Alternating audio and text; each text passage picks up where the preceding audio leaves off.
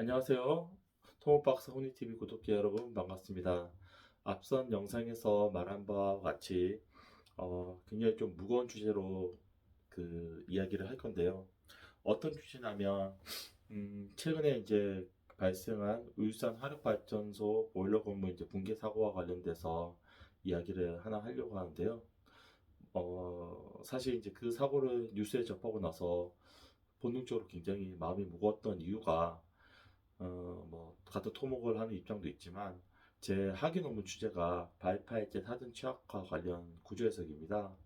그래서 그 발파액체 그 업계와 그 다음에 그런 분위기를 누구보다도 잘 알고 있는 저에게 굉장히 마음이 무거웠어요. 그리고 이제 실제로 한 2, 3년 전에 굉장히 뭐 연구단 단위로 큰 연구 과제가 있었는데 그때 지금 이제 언론에서 지금 시공을 맡았더니 코리아 카코 그런 이제 연구진들과도 같이 이제 연구 교류도 하고 했던 그런 경험이 있어서 이야기를 하려고 합니다. 예, 제 영상이 어느 특정한 뭐 업체를 두둔하거나 아니면 뭐 비난하거나 그런 영상은 절대 아니고요. 안타까운 현실을 좀 어떻게 이야기하는 그런 내용입니다.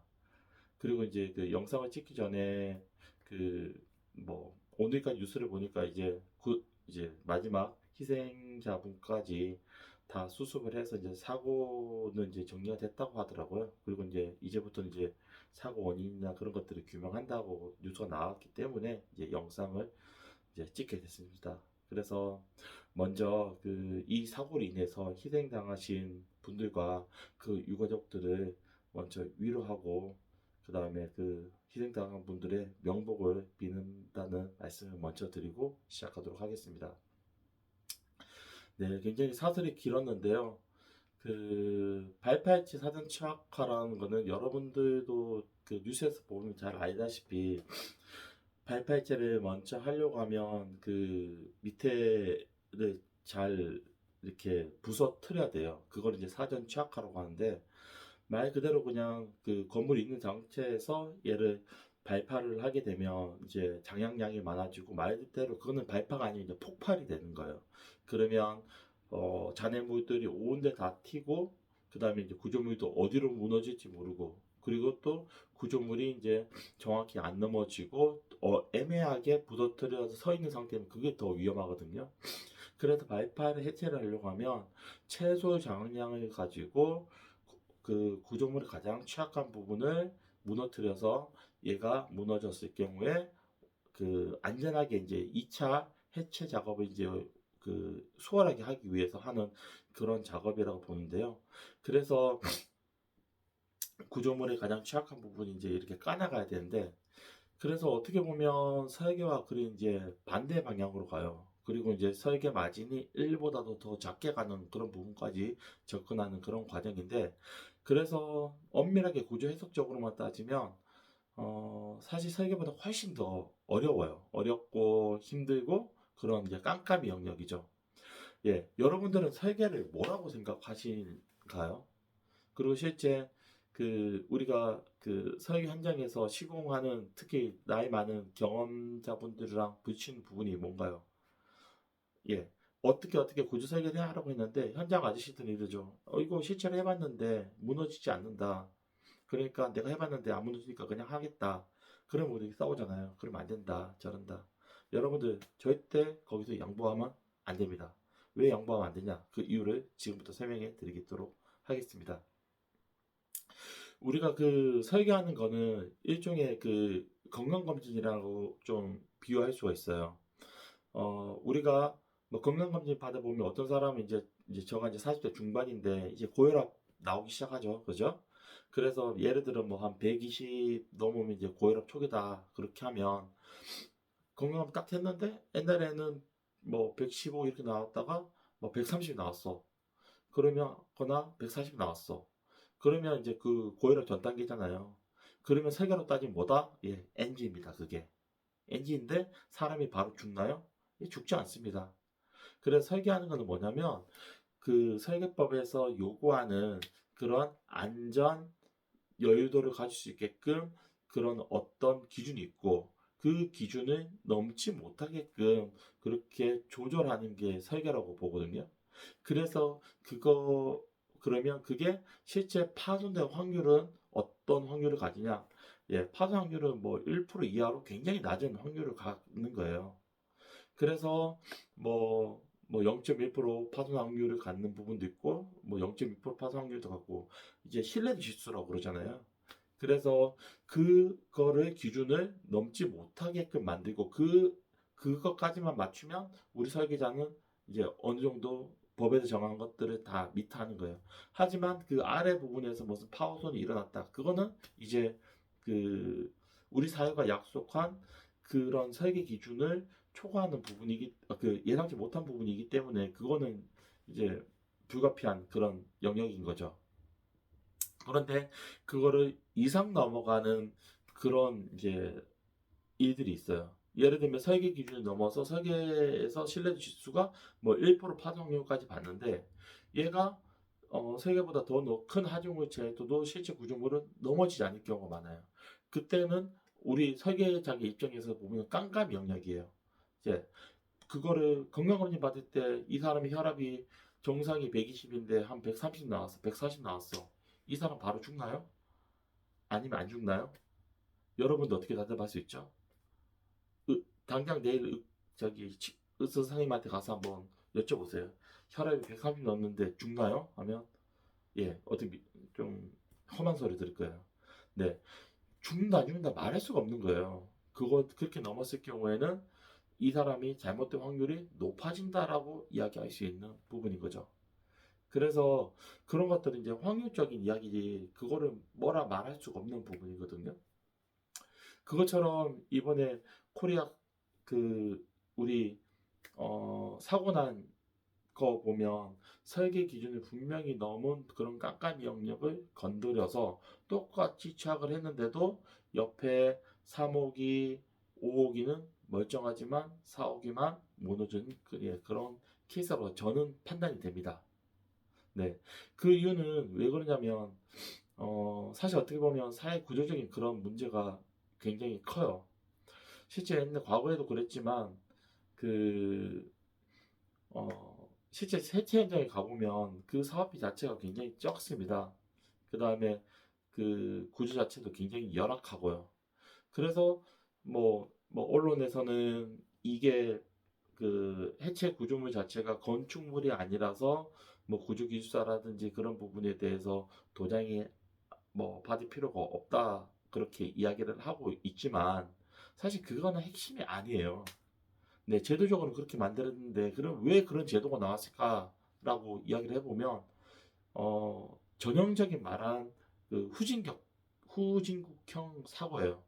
이제 이번 이제 정부에서도 이런 후진국형 이제 사고를 이제 방지하자는 게 목적이잖아요. 자, 후진국형 사고가 뭐냐 보면 돈 때문에 돈 아끼려고 하다 보니 사람이 희생되고 그 희생되는 것을 돈으로 메꾸는 네, 그게 후진국형 사고예요. 즉 경제적 논리에 밀려서 인명이 희생되는 게 그게 후진국형이에요.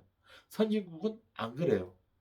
실제 해외 입찰을 하다 보고 해외 업체랑 그런 PT를 하다 보면 해외 유수 업체들, 유럽 업체들 이런 사람들 오면 자기네들이 얼마나 사업 관리를 잘하는지 이래서 희생이 된 사람이 없고 사고가 없는데 이것부터 먼저 설명을 하고 자기네들 시공 능력이 어떻게 된다 이런 이야기를 하는데 우리나라 완전 반대죠. 우리나라는 자기네들이 시공 능력이 얼마고 어떻게 했고 맨 마지막에 안전 부분도 있는데 사실 그런 부분 관심 없어요. 근데 유럽 애들은 완전 달라요. 네. 그래서 이제 우리는 이제 그런 인식 전환을 해야 되는데 우리 건축물 같은 경우에도 보면 사업을 할 때 부서뜨리는 건물에 대해서는 사실 관심이 없는 경우가 많아요. 관심이 없는 것뿐만 아니라 아예 이제 신경을 안 쓰고 불필요한 돈이라 생각을 하는 거죠. 그래서 돈을 투입을 안 합니다. 돈 투입을 안 하기 때문에 그 소위 말해서 콩깍지 많은 사업비로 그 건물을 해체하고 또 지으려고 하려고 하면 제대로 된 구조 해석을 할 수 있을까요? 네. 할 수 없겠죠. 그러면 그 안에서 뭔가를 해야 되니까 실제 해보면 여기도 저기 자르고 저기도 자르고 좀 그런 것들 볼 수 있겠죠. 그 이번에도 저기 발파이트 한다고 H빔 잘라놓은 거 여러분들 봤어요? 플랜지 다 절단해 놨잖아요. 네. 그거 구조에 대해서 아무것도 모르는 사람이 이제 그렇게 하는 거잖아요. 예. 그 제대로 하려고 하면 제 논문이나 그런 데 보면 그 H빔 똑같이 다뤄놨는데 플랜지는 손대면 안 돼요. 기본적으로요. 복부를 이렇게 한 다음에 그런 플랜지가 이제 그 플레이트 요소로 반하면 이제 그 부분을 이제 재현하는 이제 그런 아이디어들을 써야 되는데 현장에 실제 가보면 그렇지 않아요. 그 오히려 이제 구조 해석적인 그런 지혜도는 싹 배제된 상태에서 이제 진행된 경우가 이제 엄청 많거든요. 그래서 실제 옛날에 같이 이제 공동 연구할 때도 실컷 연구를 해가지고 이런 부분에 대해서 적용을 하라라고 하면 현장 가면 예 적용할 수 있는 여건이 안 됩니다. 그러면 그 업체 잘못인가? 아니죠. 왜 그런다면 그 콩딱지만한 그런 사업비 가지고 뭐 해체 공사를 하는데 구조 검토하고 그 다음에 기술사 도장 받고 그럼 또 기술사가 그냥 막 플랜 잘랐는데 오케이 하나요? 절대 안 하죠. 이렇게 고치려고 하고 보강해야 된다고 하고 그런 식으로 하면 그 사업이 진행이 되나요? 사업이 진행 안 되죠. 네. 그러면 핵심이 뭐냐? 사업비 늘릴 수밖에 없어요. 기간 늘리고. 그리고 그러면 사업비를 늘리고 하게 되면 이제 발주처에 부담이 가잖아요. 과거에는 어떻게든 산업을 이제 발전시키고 이거 일으켜야 되니까 뭐 그런 희생이 따르고 부정이 있더라도 어떻게 보면 대의를 위해서 진행을 했어요. 근데 이제 더 이상 우리나라가 그런 나라 아니잖아요. 이제 더 이상 그러면 안 돼요. 만약에 그렇게 인명을 소중히 여기고 그 다음에 정해진 절차에 따라서 하고 그 다음에 시간을 여유 있게 해서 사업을 못할 만한 업체는 예, 그 사업 하면 안 됩니다. 그 사업 안 하면 안 되고요. 그 사업 할 수 있는 업체는 그 돈도 줄이면 안 돼요. 돈도 적정선에서 뭐 받기 싫더라도 그 정도 받아야 되고 그다음 그 안에서 철저히 검토를 하고 공기도 줄이면 안 돼요. 그 안에서 철저히 검토를 해서 절대 이런 사고가 안 일어나게 해야 되겠죠. 네, 그런 제도적인 것들을 먼저 우선적으로 하고 나서 그 안에서 사고 치면 비난을 하고 그 다음에 문책을 하고 그 다음에 처벌을 해야지. 지금 뭐 거의 못하게끔 만들어 놓고는 그 다음에 이제 그런 사고가 터지면 또 책임자 찾고 또 처벌하고. 네, 과거에 계속 이렇게 왔는데 앞으로는 그렇게 하지 않았으면 좋겠어요. 그래서 이번에는 이제 아마 또 그 철저한 뭐 이렇게 조사한다고 하면 뭐 우리 저처럼 이제 구조하신 분들도 투입될 거고 그 다음에 뭐 법적인 그런 문제, 계약적인 문제, 그 다음에 여러 가지 이제 그 법적 그런 요건들을 따지고 할 것 같은데 그리고 나서 제도 개선이 반드시 이루어졌으면 좋겠어요. 제도 개선이 뭐 사업비는 늘리지 않고 그런 여건은 있는 없는 상태에서 뭐 반드시 구조기술사 도장을 받아야 된다, 구조 검토를 해야 된다. 그러면 그 부담 다 어디로 가요? 다 업체로 가요. 업체로 가면 배보다 배꼽이 더 큰 격이 생기는데 이 사업이 제대로 돌아갈까요? 그리고 구조하시는 사람들 입장에서 보세요. 그냥 정상적으로 설계하는 거에 대해 도장 찍고 싶으세요? 아니면 근본처럼 뭐 그 깜깜이 영역이 있는데 막 플랜이 자르고 여기저기 자르고 그런데 도장 찍고 싶으세요? 예, 조금이라도 똑똑한 사람이면 아니면 안전한데 도장 찍고 싶겠죠. 그래서 해체 현장에는 진짜 웬만 용기 있는 사람이면 투입하기 힘들어요. 그러면 그만큼 고급 인력이 시간을 두고 충분히 검토하고 그 다음에 용역비도 일반 건축 설계라든지 토목 설계보다 2배, 3배 받는 게 정상이에요. 네. 왜 그러냐면 그만큼 위험한 일을 하니까. 근데 이제 아까 전에 말한 것처럼 얘는 안 쓸 거고 그렇기 때문에 더 취약하게 되는 거죠. 굉장히 저는 이제 일하면서 좀 그런 아이러니한 그런 상황을 되게 많이 생각을 했는데 중요한 건물 같은 경우에는 부재 튼튼하게 하거든요. 튼튼하게 하고 단면도 안 아껴요. 막 큰 단면 쓰고. 그러면 거기 사실 구조적으로는 굉장히 단순한 문제가 돼요. 근데 상대적으로 덜 중요한 건물은 막 박판 구조도 쓰고 구멍도 뚫고 여러 가지 막 붙이고 막 그런 것들을 해요. 그러면 구조적으로는 그건 훨씬 더 어려워요. 그런데 중요한 건물은 더 좋은 회사가 고급 인력이 여러 명이 사고 그 다음에 더 어렵지만 중요도 떨어진다고 해서 거기는 그냥 뭐 이렇게 수준 낮은 기술자들이 그냥 프로그램을 의존해서 그냥 분석을 하게 되고 그러다 보니 어떻게 보면 어렵고 힘들지만 안 중요하다고 이제 그 낮은 엔지니어들이 하다 보니 사고가 일어나는 거예요. 그래서 이런 그런 그 근본적인 문제를 해결하려고 하면 그냥 솔직히 답이 없는 것 같아요. 그 사업비 늘리고 기간 늘리고 그 다음에 그 안에서 여유 있게 분석을 하고 그 다음에 검토를 하고 이런 철저한 과정밖에 없고 이거를 못한 업체는 사업하지 말라. 그래야 사고 안 납니다. 유럽 애들 괜히 늦게 하는 게 아니에요. 걔네들이 뭐 빨리빨리 못해서 뭐 그런 것도 있겠죠. 국민성이라든지 성격이라든지. 하지만 걔네들 하는 거 보면 그 이렇게 절차가 안 지키면 사업을 못 하게끔 만들어져 있어요. 법 자체가. 네.